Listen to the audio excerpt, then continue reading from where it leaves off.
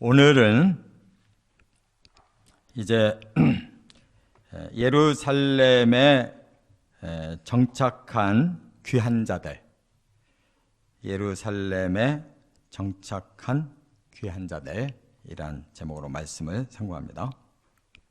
이 족보의 마지막 장에 오늘 이르렀습니다. 그동안의 족보와 오늘 이 9장의 족보가 다른 점이 뭐냐? 그동안의 족보는 이제 그 과거에서부터 내려오던 그 뼈대를 소개한 거라고 하면, 여기 9장은 이제 포로 시대에서 포로 생활을 끝내고 돌아온 사람들, 그 중에서도 예루살렘으로 돌아와서 다시 예루살렘을 재건한 사람들, 그 명단을 오늘 요약해 주고 이제 족보가 끝나는 겁니다.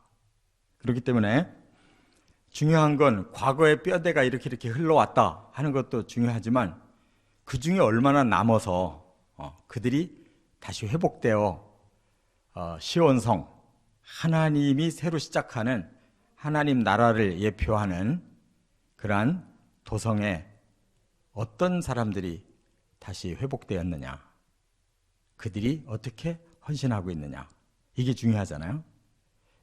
현재가 중요한 거예요. 그래서 오늘은 그걸 말씀하고 있는데, 여기 보니까 2절에 그 사람들을 요약해서 이렇게 말했어요.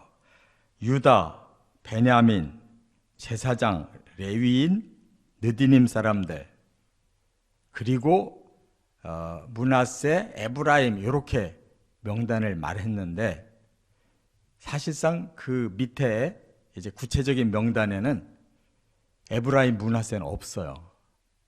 그 말은 뭘 의미하느냐? 소수 북이스라엘 출신들도 있기는 하지만 그들은 이미 너무 일찍 멸망하고 또 아수르의 정책에 의해서 타 민족과 섞이고, 그러는 바람에 혈통이나 신앙의 정통성을 다 잃어버렸다는 거예요. 그래서 하나님의 도성 예루살렘에서 새로 시작되는 명단에는 그들이 다 빠져 있어요. 그만큼 신앙의 순수성을 잃어버렸고, 또 그 아브라함의 자손, 다윗의 자손으로 내려오는 그 정통한 신앙의 정통성도 잃어버렸다, 그 말입니다. 그래서 이제 정통한 사람들, 유다, 베냐민, 제사장, 레위인들만 밑에 이제 3절 이하에 34절까지 족보를 소개하고 있는 거예요. 그래서 저는 이렇게 깨달아져요. 우리가 최후의 족보에 이렇게 들어가야 되는데, 그게 곧 천국 백성인 거예요. 중간에 뭐 아무리 시작을 잘하고 중간에 많은 능력이 있어서 이런 일 저런 일 많이 했다고 해도 끝에 가서 마지막 족보에 남아서 이렇게 하나님 나라의 백성으로 출발했다라는 요 9장과 같은 족보에 들어가지 않으면 소용이 없는 거예요. 12지파가 출발했으나 결국 크게 보면 3지파만 남은 거예요. 유다 지파, 베냐민 지파, 그게 유다 백성들이고, 또 하나님 앞에 헌신했던 레위 지파, 그 사람들이 바로 새로운 시온성을 일으킬 자들이었다, 그 말입니다. 그래서 우리도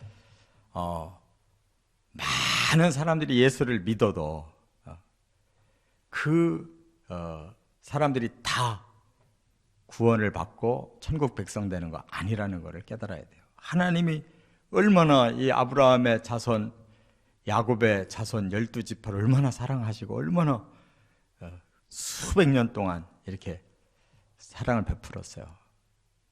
그래도 그 중간 과정에서 결국은 스스로들 하나님 거부하고 우상 섬기고 세속화되고 타락하고 이래서 망해가지고 다 뒤섞여버려 신앙 잃어버리고 한 자들은 결국 이 명단에 안 들어오잖아요. 천국은 도매금으로 가는 게 아니라는 거예요. 꼭 깨달으시 바랍니다. 이제 구체적으로 나눠보면, 첫째는 3절부터 9절까지는 유다와 베냐민 자손들을 소개하고 있어요. 근데 여기에 유다와 베냐민 자손들은 초두에도 말씀드린 것처럼 그들이 유다 나라를 속했던 백성들이에요. 북이스라엘 10지파는 여로보암 왕, 에브라임의 출신 여로보암 왕이 탁월한 인물로 그 당시에 평가가 돼가지고 10지파가 그쪽으로 참여를 합니다. 그래서 북이스라엘이 세워졌어요. 그러나 시작부터 그들은 금송아지 우상을 만들고 여호와라고 섬겼어요. 베델과 저 위에 단, 남쪽과 북쪽에다가 제단을 만들어 놓고 너희들은 예루살렘 가면 안 된다. 여기가 여호와의 성전이다 하면서 결국 애굽의 신을 갖다가 숭배하게 했어요. 백성들이 거기에 빠져들어가니까 그렇게 아수르에게 멸망을 당하고 민족이 다 흩어지고 한 거예요. 그런데 남유다는 이제 원래 유다 지파는 남아 있을 수밖에 없고 거기에 베냐민 지파가 같이 참여를 한 거예요. 그래서 유다 나라를 계속 지켜왔다가 바벨론에게 멸망했어도 그발 강가에 함께 모여서 수용소에서 살았어요. 그렇기 때문에 민족이 흩어지질 않았고 거기에 다니엘이나 에스겔이나 이런 모르드게나 위대한 인물들이 거기서 나왔고 그들이 신앙을 잘 지켰기 때문에 하나님이 70년 후부터 돌아오게 하신 거예요. 그래서 예루살렘이 회복되는데 그 명단이 바로 유다, 베냐민 자손들이다. 그 말이에요. 그러면서 여기에 인원을 소개해요. 유다 자손은 690명, 베냐민 자손은 956명 그랬어요. 여기서도 좀 아이러니한 맛이 있어요. 유다 자손보다 베냐민 자손이 더 많아요. 유다는 690명의 우두머리들, 지도자들급이 남아 있었다면 베냐민 자손은 956명이 남아 있었다는 거예요. 그러니까 우리가 상식적으로 볼 땐 유다가 훨씬 많아야 되잖아요. 그리고 초반에 유다는 굉장히 번성했고 베냐민은 다 씨가 마를 뻔했다가 간신히 살아났는데 그 후에 베냐민이 굉장히 많이 번성한 거예요. 그 후에. 그래서 이렇게 역전되고 있다는 것을 알 수가 있어요. 그러니까 끝이 중요합니다. 앞에서 아무리 크게 역사를 했어도 끝에 꼬린점에 들어갈 때 약하면 소용없어요. 베냐민처럼 오히려 이렇게 새로 세워진 예루살렘 성에 들어온 명단이 유다 자손 690보다 베냐민 956명이 훨씬 더 하나님 앞에 이제 쓰임 받을 자들이라는 거. 그 다음에 크게 두 번째, 이제 10절부터 13절까지는 제사장들을 말씀하고 있습니다. 그러면서 제사장들에 대해서는 간단하게 그 족보를 말하면서 더 강조한 말이 있어요. 이들은 하나님의 성전을 맡은 자라고 그랬어요. 하나님의 성전을 맡은 자. 그럼 제사장의 일이 뭔가를 알 수가 있죠. 제사장은 하나님을 위해서 하나님의 성전을 수호하는 자예요. 그러니까 뭐니 해도 하나님에게 가장 헌신된 자가 제사장이라는 거예요. 왜냐하면 하나님과 사람들 사이의 중보자이기 때문에 하나님과 직접 대면해야 되고 사람들과 직접 대면해야 되는 중간 역할자라는 거예요. 그리고 이들의 그 명수를 1760명이라고 그랬는데 많잖아요. 근데 이들이 1760명이 엄선됐다는 걸 뭐라고 밝혔냐면 하나님의 성전의 임무를 수행할 힘이 있는 자 1760명 이렇게 명단을 밝혀요. 말하자면 하나님 앞에 실질적으로 헌신을 할 수 있는 자들, 엄선된 명단을 말하는 거예요. 그만큼 하나님이 하나님의 성전을 수호하는 자들을 통해서 일하신다는 거죠. 유다와 베냐민의 그 우두머리들보다도 이들의 숫자가 배 이상 많아요. 그건 뭐예요? 바로 하나님의 일이 바로 여기서부터 출발되기 때문에, 이 제사장들의 사역으로부터 출발되기 때문에. 그들이 뭐 하는 사람들입니까? 하나님 앞에 제사를 드려서 백성들의 죄를 속죄하고 하나님의 축복을 선언해서 백성들에게 하나님의 복을 전해주는 일을 하는 사람들이거든요. 그래서 그만큼 많은 사람들이 이렇게 엄선돼서 예루살렘에 정착됐다는 거예요. 항상 중심은 하나님 중심이에요. 백성 중심이 아니라 하나님 중심이에요. 그리고 일하는 자는 철저히 하나님의 일을 하는 사람들이 가장 중요한 일을 하는 것이다. 깨달으시 바랍니다. 세 번째, 이제 14절부터 34절까지는 레위인들을 말씀하고 있어요. 그럼 레위인들은 뭐 하는 거냐? 다 하나님의 일을 하는데 보조적인 일을 하는 거예요. 그래서 이런 일꾼들이 필요하다는 것을 하나님이 자세하게 레위인들에 대한 말씀을 제일 많이 하신 거예요. 14절부터 34절까지. 그래서 레위인의 일이 크게 보면 세 가지가 있어요. 첫째는 문지기요, 두 번째는 섬김이요, 세 번째는 찬송하는 자예요. 이것이 하나님을 섬기는 일이에요. 문지기는 뭐냐? 여기 보니까 문이 많아요. 성전과 예루살렘 성을 지키는 문이 많아요. 그래서 왕의 문이라는 게 있고, 성막문이라는 게 있고, 회막문이라는 게 있고, 그 다음에 성전 곳간 방문이 있어요. 이렇게 크게 문지기도 네 종류로 나눠져 있어요. 그래서 동쪽 문, 왕의 문이 중요한 문이에요. 동쪽 문, 말하자면 성전의 정식 출입구를 말해요. 여기를 지키는 자들이 아주 중요한 임무를 갖고 힘 있는 자들이에요. 하나님의 출입문이에요. 그래서 바로 그걸 제일 먼저 소개하고 있어요. 스가랴서에 보면 예수님이 메시아가 다시 재림하실 때 감람산으로 오셔서 감람산에서 성전으로 들어가는 그 계곡이 다 평평해지고 그 동문을 열고 들어가신다, 이런 말씀이 나와요. 그러니까 이것이 바로 하나님을 만나는 문이에요. 그것을 철저하게 잘 지키도록 했다는 거예요. 그 다음에 이제 성막문이에요. 이 성막문은 그야말로 성전문, 그 동쪽에 그 성문과 또 그 안으로 들어가면 동쪽에 성막문이 있잖아요. 거기도 또 지키는 거예요. 그러니까 뭐 1차, 2차, 3차 계속 이렇게 그 통제를 해서 하나님의 사역을 잘 이루어지도록 이렇게 파수꾼의 사명을 말씀하고 있어요. 그 다음에 이제 회막문이라는 것이 있어요. 회막문은 성도들이 드나들 수 있는 문을 말.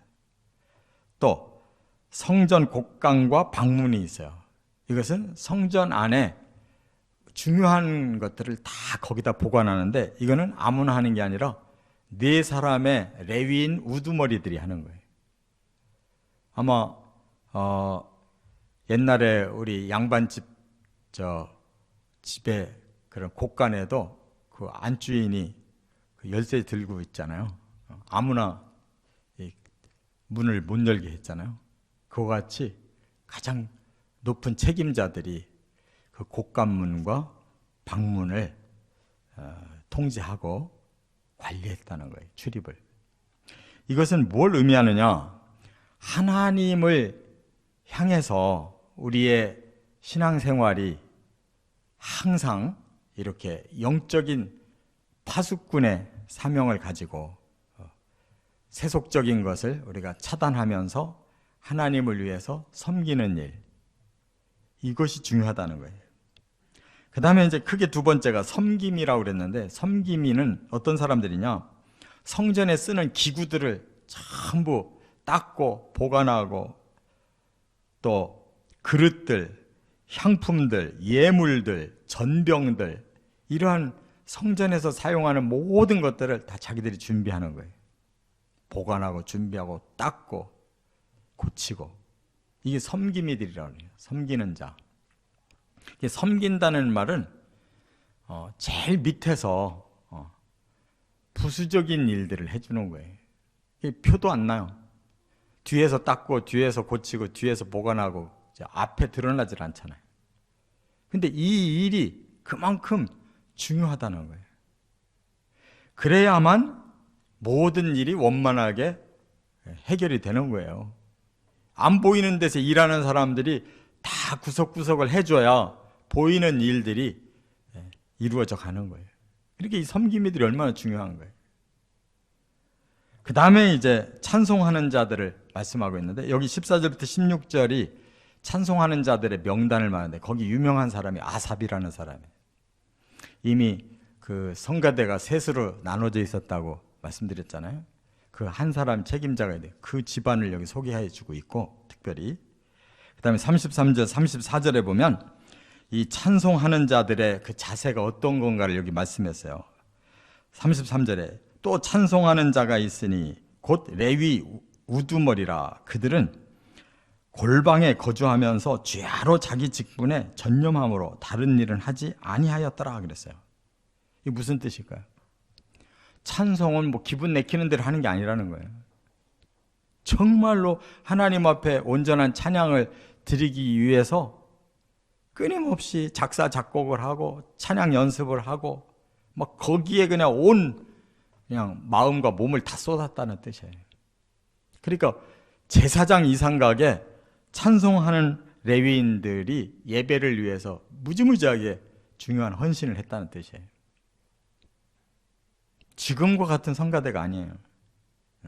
그렇기 때문에 하나님이 완전히 레위인을 헌신자들로만 그렇게 삼아서 응식을 해결해주고 이렇게 온전히 하나님의 일을 하는데, 이들이 계속 순차별로 돌아가면서 했다는 거예요.